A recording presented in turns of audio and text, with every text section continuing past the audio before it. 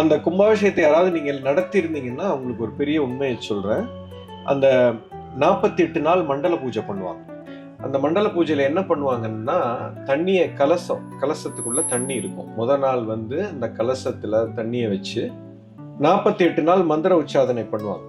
48வது நாள் அந்த கலசத்தில் எடுத்துட்டு போவாங்க. அந்த ஃபர்ஸ்ட் டே அந்த கலசத்தை கையில் தூக்கும்போது வெயிட்டே இருக்காது. 48வது நாள் அந்த கலசத்தை உங்களால் தூக்கவே முடியாது, அவ்வளோ வெயிட் இருக்கும். அதுக்குள்ள ஒன்றும் போடலை, எந்த பொருளும் போடலை, ஒன்றும் போடலை. அந்த தண்ணிக்கு எங்கே இருந்து அவ்வளோ வெயிட் வந்துச்சு அப்படிங்கிறது தான் அங்கே மிகப்பெரிய உண்மை. நம்ம மந்திரம் சொல்ல சொல்ல சொல்ல எந்த ஒரு விஷயத்த நம்ம பேசுகிறோமோ அந்த தண்ணி உள் வாங்கிக்கும். தண்ணிக்குள்ள எல்லாமே பதிவாகும். இப்போ நம்ம பேசிக்கிட்டு இருக்கிறது இங்கே இருக்கக்கூடிய அத்தனை நீர்நிலைகள் பதிவு பண்ணி கொண்டு இருக்கிறது.